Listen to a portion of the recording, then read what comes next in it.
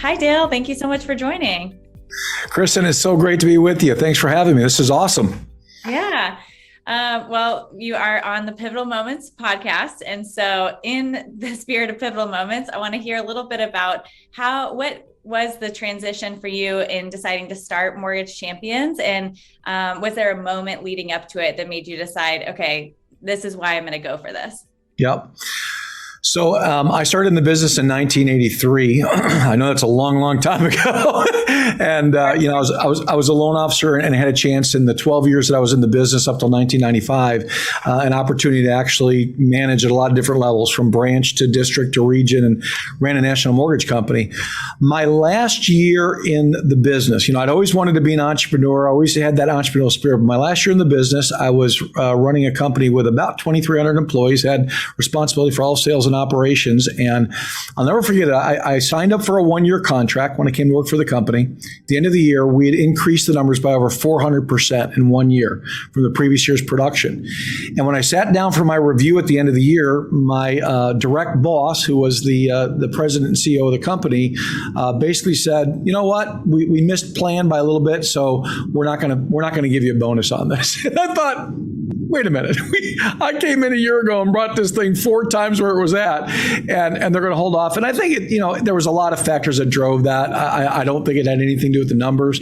I think it just might have been we didn't necessarily see eye to eye on some things, and it might have been that. But here's what I learned in that moment: it's time for me to go off on my own. So I decided at that point in time to literally take a sabbatical. Thought, you know what? I've got plenty of other opportunities out there. I had several other options to work at other mortgage companies. I took a sabbatical. And the guy called me up and said, "Hey, we've got this conference we want you to come speak at." And I'm like, "I'm not a speaker." They said, "Well, I saw you speak once at a corporate event, and I thought you did a great job. I think people would like to hear from you." I'm like, "Okay." So they flew my wife and I out to Las Vegas for a 20-minute speech.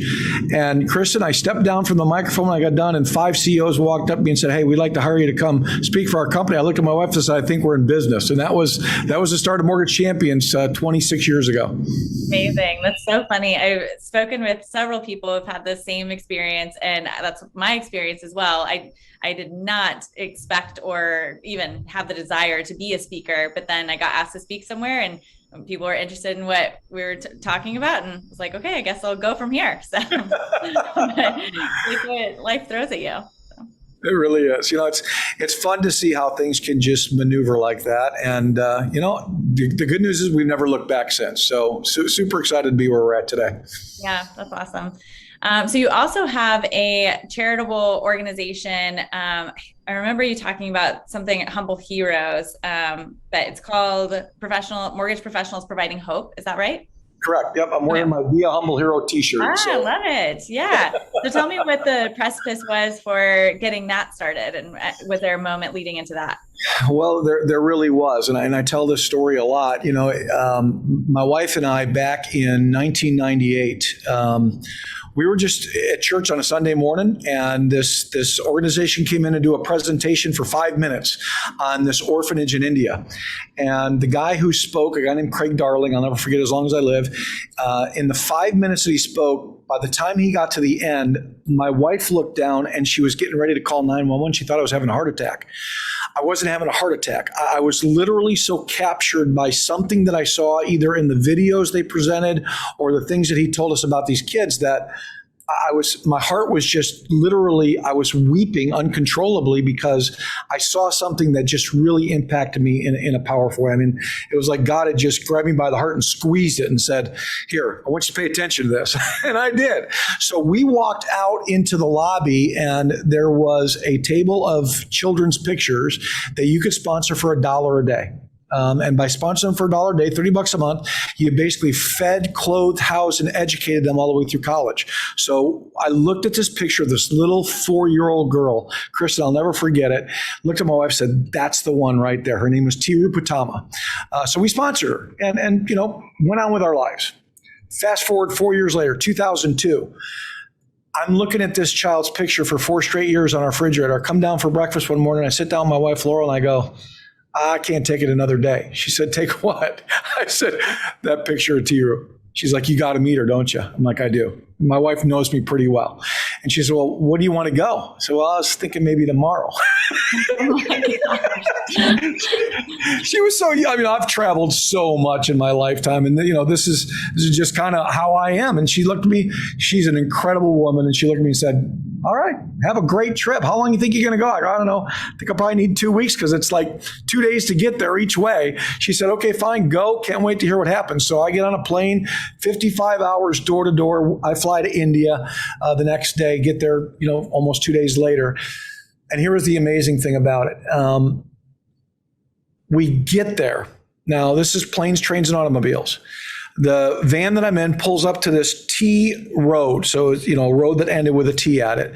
And the driver says to me, you got to get out here. And I'm looking around and like, there's dirt and there's a couple of huts. I don't see anything else. I'm like, is there something wrong? Are we in the right space? He goes, oh yeah, you'll see when you get out. I get out. I walk to the front of the vehicle and all of a sudden I hear some noise. I look to the right down the T. And there's 4,000 children lined up, Kristin, both sides of the street, 2,000 on each side in these blue uniforms, and they're singing, and they're throwing flower petals, and they're shooting fireworks, and they're waving, these flags. And I'm thinking, wow, what's this all about? So I look at the translator, I go, what's the party all about? He looks at me, he goes, you. I said, excuse me? He said, they came out to meet you. These children knew you were coming and they wanted to meet you. Well, I'm the kind of guy, if somebody wants to meet me, I'm going to meet them. So I said, okay, here we go.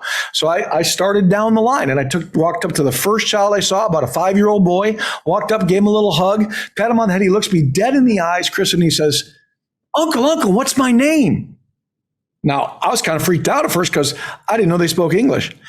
He didn't. None of them did. They all spoke something called Telugu, but they knew that sentence in English. And I looked at him, I said, I don't know, what's your name, son? He said, Raja. I said, well, it's nice to meet you, Raja. And when I said his name, Kristin, I mean, literally this his eyes lit up, his face lit up, his body posture changed. And I'm like, that's kind of interesting. Get to the next child, same question, same response, third child, fourth child.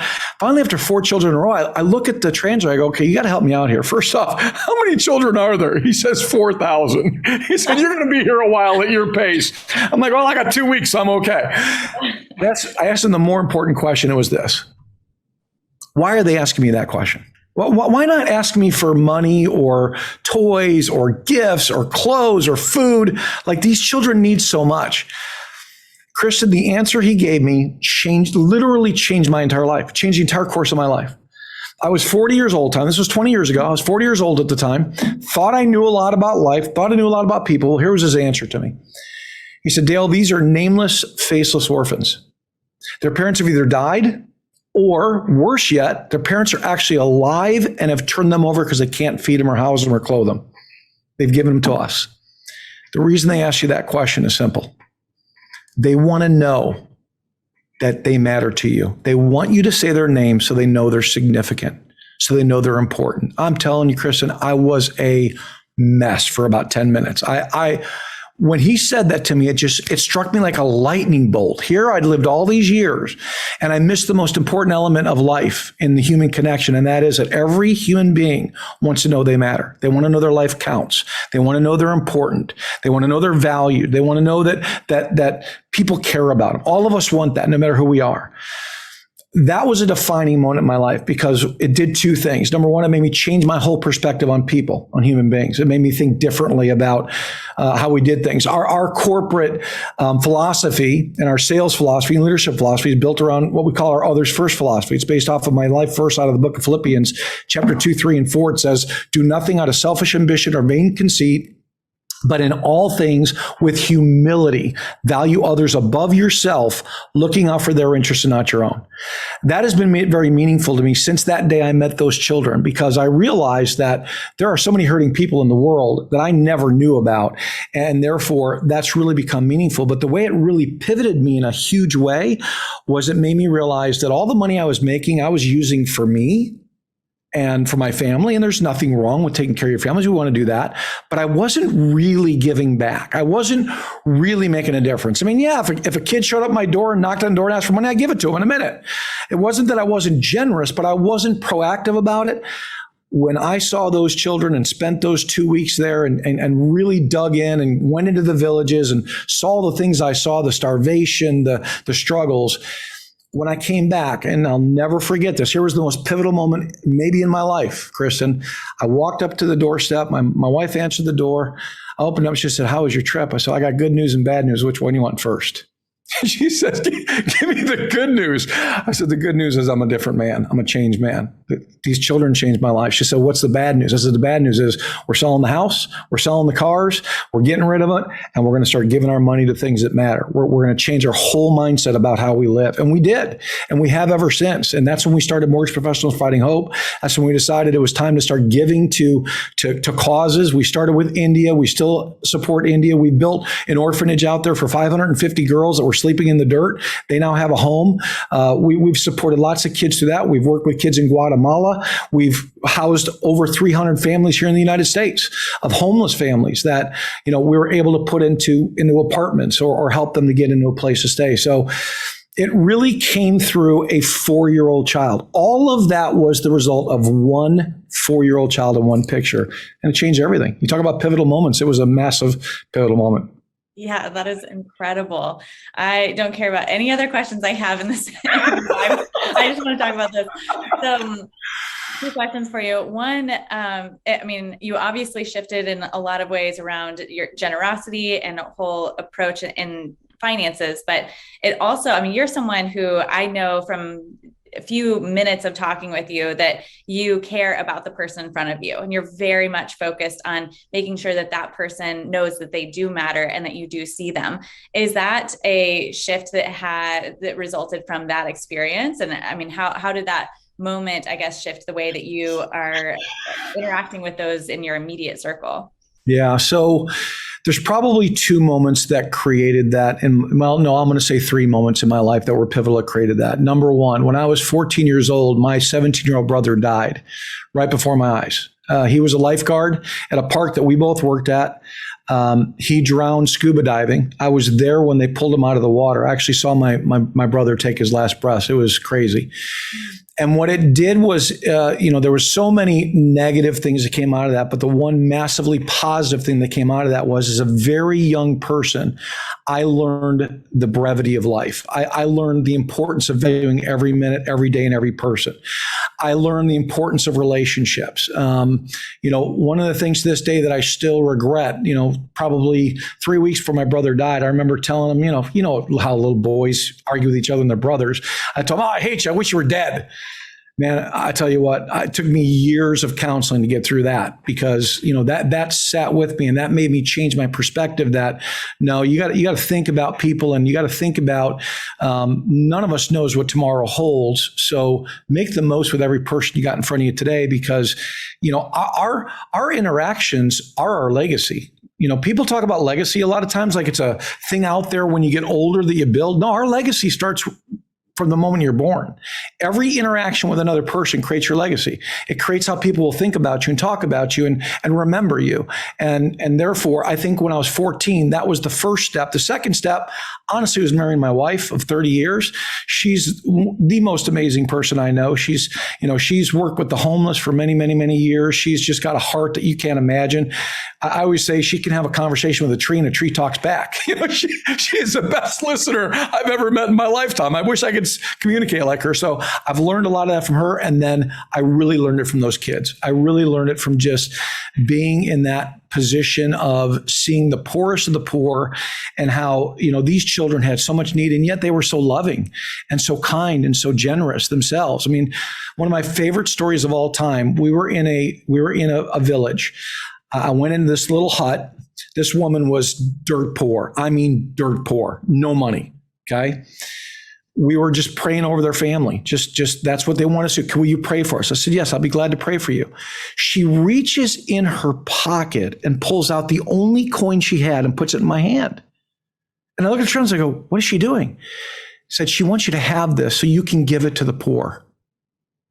She was so generous with nothing that it made me realize, when we have so much, we've got to open up our hands. We got to quit being closed-fisted and open our hands up and help others, because, we have so much wealth and so much opportunity in the United States. It's amazing. So those are 3 or 4 examples of pivotal moments in my life that kind of shape the way I think about people today. I love that. I used to be a social worker and worked primarily with the homeless population. And at that time, I lived off of absolutely nothing, and I would give a ton. And yet today I've been recognizing that the more money I've made in my life, the harder it feels, like the more distance I have from those who have less. And I think you have to be really intentional about, I was just thinking about this the other day, I have to be more intentional around saying, okay, I need to be around that. I need to be actually volunteering, I think, because a lot of times it's very easy to distance ourselves and end up in these little circles that prevent us from seeing other parts of suffering around us, So I was also thinking about how I have a sales coach who is telling me, we wanted to go through all the challenges I had right now. And then instead of just thinking about the action out of that, was to look at the opportunity, like what really beneficial thing is coming out of each of those. And I think even in the darkest times of my life, which I shared with you on your podcast, I have felt like the moments where I lost a good friend to suicide when I was younger, those types of things, they do teach you the brevity of life. They teach you things that you carry with you along with all of the suffering, but it creates a sense of empathy, connection, and appreciation that's really deep, So I feel like those are amazing lessons to learn in all of that you have experienced. So, yeah, we learn things in life in 2 ways. We learn from seeing things that we can model and emulate, and we learn from seeing things that are hard and tough that we can alter and change. That's the way it works. And I by the way, loved having you on our podcast. You were just an amazing guest. What a delight to have. And I really enjoyed it. I thought it was cool that we had that connection when we talked, where you had actually worked with the homeless. My wife worked with the homeless. There was that connection. And we both all had an understanding of there's a tough world out there that a lot of times we don't see. You're absolutely right. Statistics actually prove that out, by the way. I've read this statistic many times that the more money people make, the less they generally give. It's such a crazy mindset, because you'd think it'd be the opposite. But it doesn't, because you're no longer in those circles. You've got to be proactive. You've got to be intentional about it, and you got to just get yourself in those environments. And this is the thing I hate most about the coronavirus pandemic is, we used to go to India. I've been there 10 times. We went every other year like clockwork minimum. And every time I'd come back, I was renewed and regenerated, and it made me just appreciate people and life and all those things. And now 3-4 years, I haven't been there. I'm so longing to do that again because of the disconnect that you feel when you're not seeing the other side of the world. I mean, the vast majority of the world is poor. Yeah. We are the very fortunate ones. There's no question about it. Definitely. Yeah. So one of my questions for you is, so even though we have this generation is, a lot of us talk about giving back a lot more, and we've, improved in the way that I think we consider the climate change and things like that. But I have found that there's a lot more skepticism. And when we recently released a report on nextgen home buyers, and, super skeptical generation, much more than previous generations. And I think the same is true of charitable giving. There's so much more skepticism now around, is that organization actually giving back? Are they doing something good? Are we doing, contributing to something that's, So anyway, I wanted to know if you have advice or thoughts on how to make sure that what you're giving to is really doing something good in the world, and how to overcome some of that skepticism. Yeah, here's the key. So you've got to understand the heart of the organization, and that means you've got to actually talk to people there. You've got to look behind the curtain and see what's going on. We tend to sometimes just give to organizations because maybe the name is known, or maybe it's something we've heard of, and we don't really take the time to get in. I've always believed this. The key to really making a difference is not just give money, but give time, get involved in the things you're going to give to, because when you're entrenched in them, you take way more ownership to it. And you also start to understand the culture and the thought process and the heart behind the organization you're working with. So I would say, from my experience, before we started really giving a ton of money to that organization, I went out first and saw it. And once I saw it, I'm like, these people they're the real deal. I mean, the people who run that orphanage over there are the most amazing. They've now become two of Laurel and Mai's best friends in the world. They're incredible human beings. They're the most generous people you'll ever meet. They've given their lives to these children. I mean, they will take nothing to do that. When you see that, you feel better about what you're giving into. And look, here's the deal. We go on these kinds of trips thinking we're helping out the people there. Oh, we learn way more from them than they ever learn from us. We get way more out of it than they ever do, because you're so enriched when you spend time with people and just get to connect on that level. So, you want to do all your due diligence financially, of course. Like, when we started Mortgage Professionals Providing Hope, I mentioned this to you when we talked last time, we made the decision that 100% of the money we take in goes directly to the organizations we serve. That I'm not going to keep one dime of that. I'll fund the company out of my company, and then all that money can go. But all of the partners we work with, I've been on the ground with every single one of them. I've gone there first, met their leadership, got to know the organization, worked with the people, and went, oh, this is fantastic. And then our hands are wide open. We'll give them as many dollars as they need, gladly, when we do that. Love that. That's amazing. Okay, so for our last couple of minutes, I just want to close with asking you about your thoughts on the future of the mortgage industry. You've been such an incredible leader, obviously on many levels, and you've seen the industry grow and change significantly over the last couple of decades. So what are your thoughts on where we're headed? And do you have any insight into how the industry is going to continue to adapt?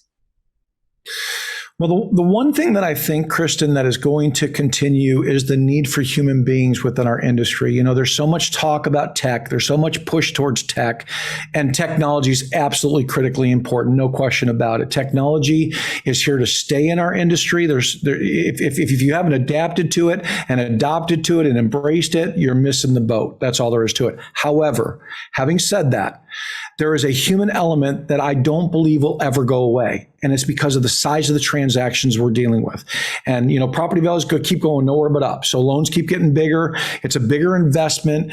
And look, I love the conversation you and I had on the podcast when you talked about, how much knowledge you had going into buying a home, and still you felt very vulnerable as a consumer, even though you were very knowledgeable about what to do.